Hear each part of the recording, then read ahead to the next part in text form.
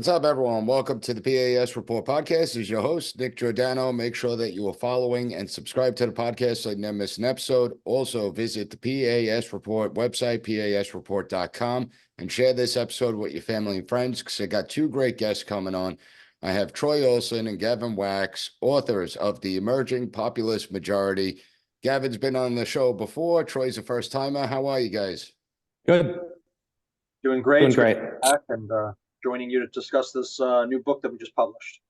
Yeah, I mean, it's a pleasure. Congratulations on the book. And so I'll start with Troy. Why did you decide to write this book? A couple of reasons.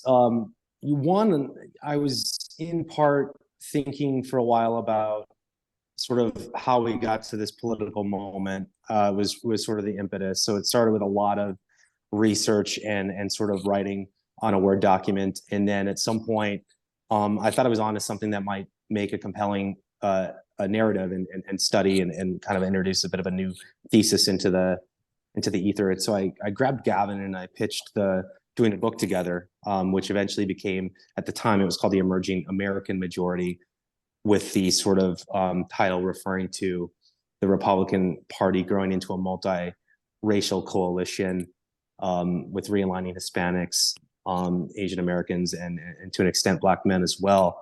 And then Gavin, after maybe a few weeks in, said it should be called the Emerging Populist Majority. I think that was a great change, because that's also really what we're talking about, probably even more so what we're talking about, which is a social class realignment that has been in the works for a long time. And so it does favor obviously one political party, but it wasn't a foregone conclusion. It could have, in theory, favored either political party. So that was kind of the origins of the book and collaborating with Gavin on it. And Gavin, when did you first notice this shift where we were saying, it used to be that the Republicans, it was all about the corporate world and the big corporate donors. And then next thing you know, the corporate world's giving the money to the Democrats, and you're seeing blue collar workers supporting Republicans. When did you notice that shift? I mean, at a personal level, I certainly started to notice things change, I guess, even back in 2014, 2015, 2016, when I was first getting involved on the ground locally in politics, particularly in Queens and even parts of Long Island. I noticed, really the Republican Party was starting to change. A lot of the people that I was interacting with in the grassroots at these different clubs, at these different meetings, they really were these blue collar, kind of salt of the earth type individuals. And they were talking about things, economics, they were talking about the border, they were talking about issues that really were not at the forefront of most of the Republican establishment. And I think really with the ascendancy of President Trump starting in 2015 and culminating in 2016, we really saw a shift that finally made sense, a shift that was really, catching up to really where the grassroots was moving. And it just sort of seemed like the people that really been guiding the Republican Party for many, many years were extremely out of touch. Their rhetoric was dated, and they were, pushing out this policy agenda that really wasn't to the benefit of their actual constituents and voters. It was actually basically supporting a select few in the donor class and the consultant class. And it was sort of the same type of policies that many in the Democrat side, the Democrat establishment, were actually supporting over the years. It was the globalization, it was the open borders, it was the unimpeded free trade. A lot of these things that President Trump had been talking about for decades, they were largely ignored by the establishments of both parties. And finally, something came to a head and it changed. Yeah, well, to me, I always found it amazing because they despise the former president so much, yet they don't realize that their failures to represent the American people are directly what led to him becoming president of the United States in 2017 and potentially becoming president again. Now, if you listen to the media, if you listen to a lot of the establishment Republicans, they're constantly berating populism and populists. Why do you think that is? Troy? Yeah, I'll take this. I think it does come down to social class. The simplest word for it is snobbery. But I also think there's a quite a bit of professional embarrassment going on. For years, they had this theory of the case for how the Republican Party was going to become more competitive. They even wrote a in 2012, after Romney's loss, there was this, this whole postmortem about what needs to happen. And President Trump has largely delivered on everything that they wanted to have happen, and they can't stand it because it wasn't on their terms. It wasn't with them in charge. It wasn't their leadership, and it wasn't with, most importantly, their ideas. Their ideas are decidedly different. Their ideas for how they were going to realign people were different and inaccurate. And then President Trump is decidedly different than the Republican establishment figure of yesteryear, and he has tapped into something that was already there on issues of trade and immigration and forever war, and these are the issues of globalization. At the end of the day, an indictment on the philosophy of globalism, which really did run through the establishments of both parties. And the interesting thing that I saw with the Trump administration, President Trump is not your regular conservative. I mean, nobody would actually describe him as a conservative. He wouldn't describe himself, particularly before he even jumped into 2016, as a conservative. And yet he actually was probably one of the most conservative presidents that we've ever had we look at the policies. He had an enormous amount of success when it came to policies. And I think that it's safe to say that the world was much more stable as him as president. So when you look at the failures within the Democrat Party and you look at the current Republican Party, what's lacking? Well, quite a bit. I want to echo first a few points that Troy made on your first question.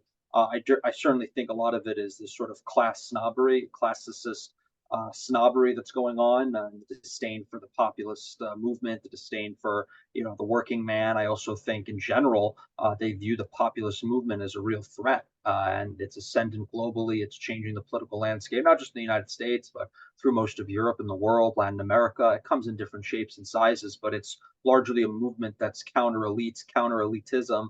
And the elites of this country and the broader Western world are completely disconnected from the people that they represent. They're completely out of touch. And as a result, the populist movement worldwide is extremely potent right now, and it's securing political and electoral victories. And it's really a thorn in the side to the established order, whether it's the established order in politics or media or finance or corporate America or all these major institutions. So there's a lot of disdain for it, and it's a term that's really encapsulating this broad coalition of discontents against a failing status quo, which actually bleeds into your next question in regards to conservatism and the movement. I mean, I think the reason Trump didn't actually use the term for a while, and many others have stopped using the term, is because there's nothing left to conserve. We need something that's actually active. We need something against the system, against the status quo, maybe a return to things how they once were, make America great again. That's not necessarily a conservative statement. That's more of a populist statement. It's a return to something from the past that we once had as a country, and is what the parties are missing. I mean, the parties are missing leadership. They're missing visionaries, a vision, cohesion. I give the radical left some more credit when it's due, and I give some of the left wing in general more credit. They're far more ruthless. They're far more ruthless political operators. They're willing to use all the tools at their disposal to advance their own ends, and they're quite a ruthless bunch. And I respect that Machiavellian nature. I only wish our side fought for keeps as much as their side did. But I could speak to the problems on our side. Our side and our leadership and our party, and then both parties, but especially the Republican Party, are largely captured by donors, special interests, corporate interests, etc. They're not responsive to the base. I mean, and this is playing out across the Western world. You see routinely polls and surveys and other data points talking about how people feel about mass migration, how people feel about a variety of social and cultural issues. And the response from the elites, the response from party leadership, whether it's in the United States, the United Kingdom, or in continental Europe, it's always to dismiss them and to continue marching on with their vision of the world, which is a vision of open borders, a vision of corporate dominance, a vision of woke social cultural Marxism, eradicating cultures, eradicating national identities. It's happening out at the micro level. It's happening at the macro level. And basically, the party leadership seems content to move along with it. And if anything, the best you're going to get out of most traditional establishment Republicans is this managed decline. They want to keep this decline just at a slower pace compared to those crazy Democrats who want to do it much faster. So I think that's really a crux of a lot of problems. It's a mentality problem. It's a It's an incentive problem. It's a problem structurally with how the party is arranged and governed and elected in terms of the party officials. And these are issues that are going to be overcome over time. These things don't happen overnight. This emerging populist majority is not a tomorrow thing. It's a generational thing. It's something that's moving and has been moving in a certain direction. But politics is about the long game. This is a generational outlook. This is not something that happens overnight. If you look at some of the last major changes, let's stick with the Republican Party, just for comparison's sake. You look at the change in the party that it went from, say, the 1950s and 60s to the 1980s and 90s. Maybe it doesn't seem like a big change in comparison, but going from a party dominated by the Northeastern establishment, the Rockefellers of the world, to a party that was much more in line with the vision of, say, Barry Goldwater and Ronald Reagan, these sort of fusionist National Review style conservatives. That was a process that took 20 something years, 25 years, and it still was trickling even into the 90s and early 2000s. We're looking at a very similar trend. Maybe some of it's expedited due to technology, social media, and the force of character that is Donald Trump. But this emerging populist majority is certainly ascendant, and it's certainly going to replace a lot of the governing mechanisms within the Republican Party, and maybe on the left wing to a degree within the Democrat Party, if we can help. And I want to talk to you more about that Republican Party thing in a minute. But Troy, before I get to that, what do you hope the readers get, their biggest takeaway is once they read the book? One, I hope they look at American political history quite a bit differently than maybe what they were taught. Not even so much in schools, but what they would hear from peers and from culture and from the media. These calming things that we're here. Because ever since I was a kid, I've been hearing basically some version of the same thing. The Democratic Party will be the party of the future because emerging demographics and there's a straight line to the future and nothing will change there. So they'll come to dominate. And now that, of course, is sort of a lazy statement, but that's exactly kind of what the cultural bias was. That was largely a misinterpretation of a lot of things. And in part, we are responding to a little bit a book from 2002, 2003, The Emerging Democratic Majority. But even that book, the authors of that book say, no, we had major caveats to that. So it's not even, we're more so responding to the cultural laziness of the last couple of decades that had this idea that the Democratic Party was the party of the future because of emerging demographics. And what has happened is the Democratic Party is probably, while the Republican Party has, of course, its issues, the Democratic Party is weaker than it's been in 50, 60, 70 years. It's always been basically falling from its FDR LBJ peak, but its aspirations have never really left that peak. And that, I think, is kind of one of the tensions within American politics today. And because if you are a Democrat who has heard that your whole life, you're probably very frustrated that this hasn't materialized by now. Donald Trump is probably not just a phenomenon, but a shocking a blow to your system. You thought you were getting a completely different future. And so that's kind of what it's responding to. And it's also disagreeing with some of the commonly held notions of American political history. And so that's a lot of new info and a lot of counter narratives is what I hope people draw from it. And it is just the beginning of a larger narrative that will unfold. Just like Gavin said, the emerging populist majority is a generational story. It did precede Donald Trump. He has understood it and grabbed it better, more than anyone. But it will also, there is a story that will unfold after him that I think you'll see develop from his core supporters and people that are continuing to sort of have their finger on the pulse of what the American middle and working class family and a person has in their mind. Because, it really is a late hour for this country. One thing that was said in this book is, winning elections is merely the beginning. That's, to turning a society around, a civilization around. And the crisis that this book is in part describing today is a civilizational one. And I think that calls for a populist movement that is in fusion with return to tradition, rather than what Gavin said, what are we conserving? What is left to conserve? Certainly not these institutions that people have very, very low trust in at this point. Yeah, absolutely. And when we look at this new demographic change that's going on within the political parties themselves, you guys are actually part of this, right? I mean, Gavin, when you took over the New York Young Republican Club, that was a club that was almost dead. It wasn't really even functioning at that point. And when you took it over, how many members were there and how many members are there today? Yeah, absolutely. I mean, you can see the club as a microcosm for a lot of the things we're discussing, particularly here in New York, which I think is also at the front lines of this realignment. We took over the club. It was a a rhino moderate liberal Republican club, very much a Cheney Bush type of club, Jeb Bush type of club, and they had I think something like 40 something members, maybe. That's maybe exaggerating it. It was on its last leg as an institution that went back over 100 years.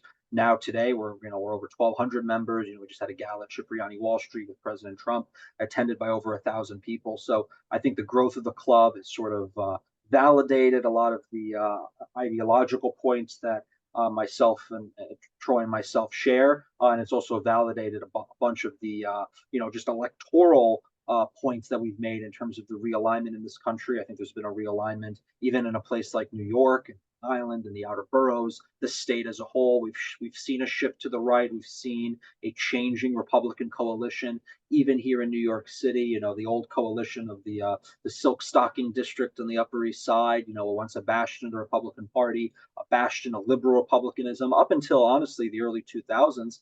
That's been replaced by a party that's largely dominated in the outer boroughs. Troy works for a council member who represents a realigned district in South Brooklyn. I'm from a part of Northeast Queens that is now represented by a friend of ours, Nick, Vicky Palladino, a stalwart Republican, I would argue very much a populist in the city council. So these changes and trends, they reflected both in the club, they were reflected in the political environment surrounding the club here in New York. And if you look at even the national movement, the national trends, a lot of these demographic cohorts that have been shifting, whether it's working class Hispanics, working class whites that Troy alluded to earlier, you see that same thing happening in places like New York. Some of the biggest shifts to the right by some of these demographic cohorts happened in New York. It happened in the Rio Grande Valley. These were changes that happened because of Trump coming from Queens, Trump being a New Yorker himself.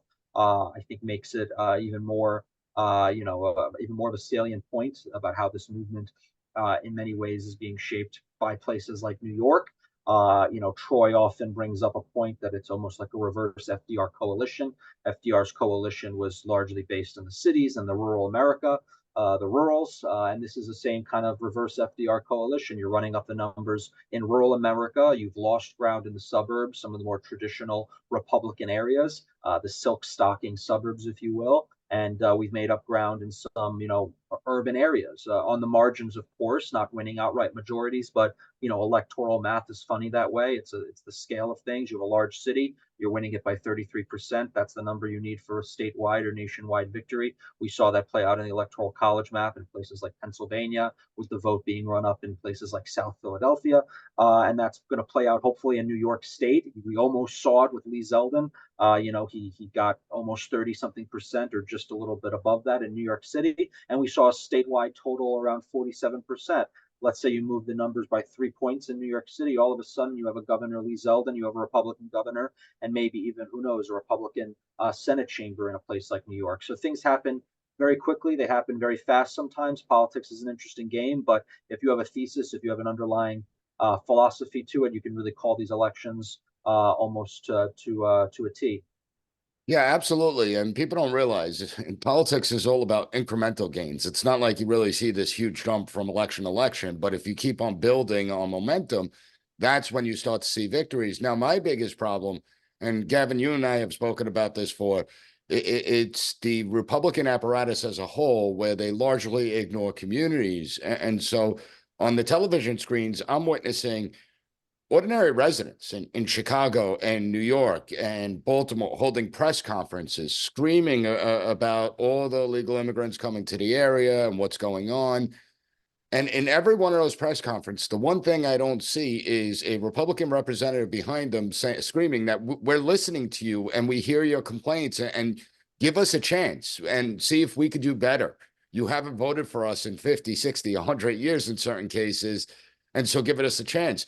Why has the Republican Party as a whole, as an apparatus, refused to go into these communities, speak to these people? Because, and Troy, jump in here.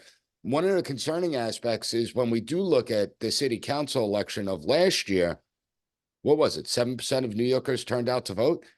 Those Yeah, eligible. I mean, that's pathetic. That is horrendous. But it means that there's a couple million voters that are gettable. absolutely. You know, not just in New York City. New York City might be an egregious example of it, but in urban America generally, the Republican Party has been surging back a bit, but it's not necessarily because of anything the leadership apparatuses are doing.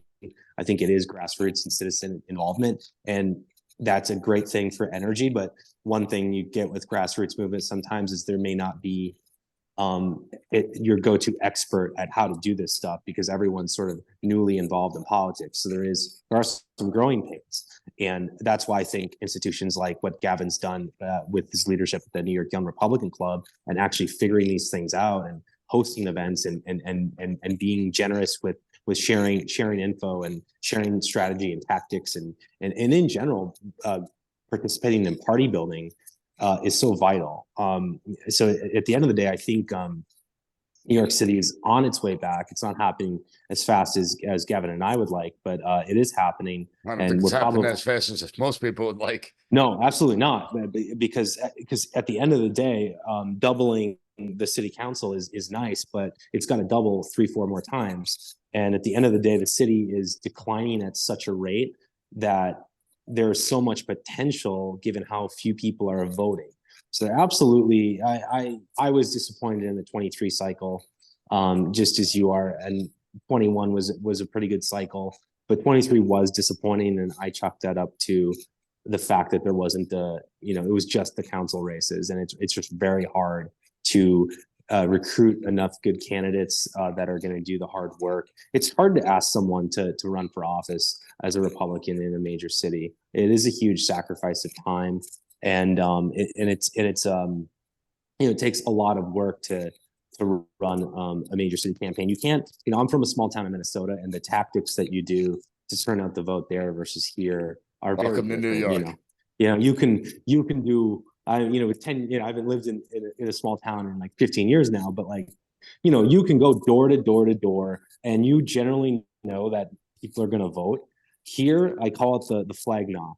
The only friendlies I know for sure are I see an American flag, I'm going to go up to that door, and I know that I'm going to get a friendly door.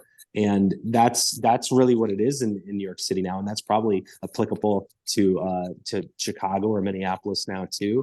And that's really sad, but it also is the emerging populist majority against sort of who's actually in charge, the elite establishment, who of course have adopted cultural Marxism and wokeism, or whatever you want to call it, because it's expedient for them to do so, and it doesn't cost them anything. Yeah, that's a problem. And Gavin, something that your organization does very well is you actually go on the ground. I mean, it's not like you're sitting back running the New York Young Republican Club and you don't do anything. You actually go on the ground. You mobilize the members of the New York Young Republican Club to go volunteer for all these candidates to help them out. While you're doing that, my biggest problem is that you hear a lot of Republicans are very good at complaining at all the issues, everything that's wrong with the city, everything that's wrong with the state, everything that's wrong with the country. But yet they don't go and volunteer. How important is it for ordinary people to just get involved, join these clubs, go volunteer for candidates, help them out, because they do need help?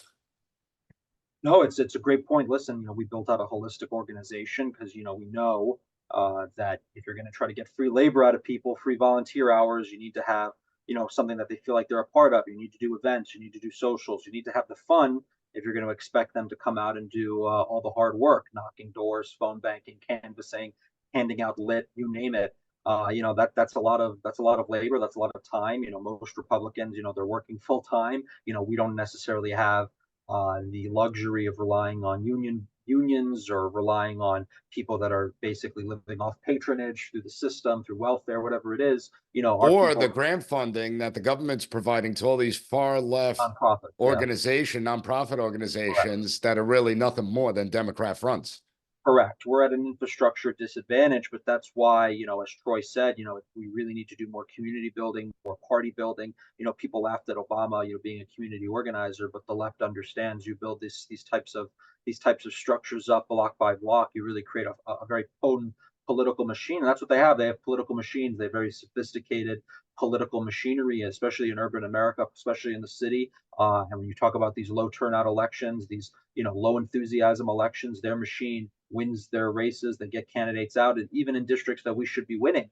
And even what Troy said, we have a Republican Party that has, for the most part, been falling kind of into some wins. A lot of the wins that they've had recently, especially even in New York, have almost been by accident, not through any sort of deliberate action. And many times, we've gotten candidates in there who have been less than or have been subpar, to put it mildly. But this is part of the growing pains, and I would hope the Republican Party in New York and across the country starts to wake up, starts to understand that there are trends and dynamics that play at the local level that could work in their favor if they organize and they get their heads together and they're willing to work with the base, the grassroots, who may be more to their right, who may be more MAGA, who may be more America First, Trumpian, however you want to describe it. They should put aside their petty political squabbles and understand that the party is changing. And if they lean into it, if they embrace it, they could actually see electoral windfalls, and we could start to actually win more seats. And that's a cascade effect. You talk about investing, compound interest, all that. Well, you start compounding politically when you get one member of the city council, all of a sudden now you have 10, 15 staff members, they have 10, 15 families. All of a sudden you're building out a support network, you get someone else elected, you're on the ballot with a few more candidates, people that are coming out for you, they're coming out for other Republicans. So you slowly start to see the snowball effect when you start getting a few seats picked up. So that's why, even if you're not a majority in a place like the city council, winning a few seats is critical. In a place like the city council, it's a good ROI. I said this recently at a South Brooklyn Republican Club event. These members of the city council, maybe they're not a majority on the council, but in their district, they operate like a little mini mayor, and they control a lot of appointments, they control a lot of funding, they have a lot of say, and they don't need necessarily a legislative majority to really make a difference. So that's the party building that's going on in New York. I think, frankly speaking, the Democrats, you reference the town halls, they don't care anymore. They're past persuasion politics, the Democrat machine and establishment. They're just going to import new voters. They're going to import new voters from abroad, and they're going to brainwash your kids to vote for them no matter what. I mean, they're post-political. I mean, you see some of these areas the Democrats control. There's no political dynamic going on. The typical political equation that you would run to understand the dynamics don't apply there. It's like post-tribal, it's post-political. They're just voting Democrat no matter what, either because they've been imported to do so or they've been brainwashed to do so, and then they have the rest are made up by their political machinery. So as long as the gears of that machine works, that system of one party dominance will continue. Then on the other hand, the Republicans, you have this sort of arrogance and snobbery that basically says, well, the people that aren't voting Democrat have nowhere else to vote. So they're going to have to vote for us. They're going to have to put up with us. And even if we suck, even if we don't deliver, even if we're wishy-washy, milk toast weak, whatever, you got nowhere else to go, buddy. So you better vote for GOP no matter what, because if you don't, it's only going to get worse with them, and it'll just be a little less worse with us. So sometimes the two-party system really rears its ugly head, and it creates a lot of apathy. And that ties into the apathy you see in New York City, for example, 7%. Atrocious. It's funny. The more Democrat an area is, the less democracy you actually see. More one party, less voting. I mean, that's the Democrats' democracy in action. And then you look at all the opinion polls and things when voters across the aisle are against women and men's sports, when they're against the open border, when they're against offshoring jobs. Doesn't matter if there's a 60%, 65% silent majority that support those things. Democracy is whatever the 10, 15% of the population wants, that's what they're going to get. So we're living in funny times, but I think push is finally coming to shove. And I think we're seeing a pushback. I think we're seeing the fruits of this realignment. And I think going into 2024 with November, I'm very optimistic. I know Troy's very optimistic. There's a lot of things that are working our way. And if things continue this way, we could be in for a very historic win come November at the presidential level, which could have massive implications down ballot. And that's why everyone needs to check out the Emerging Populist Majority. And we can have links up at the P.A.S. report to the book and to the New York Young Republican Club. Gavin, Troy, I really appreciate you taking the time to come on and speak to the audience. Thank you for having us. This was a great discussion. Thanks for having us.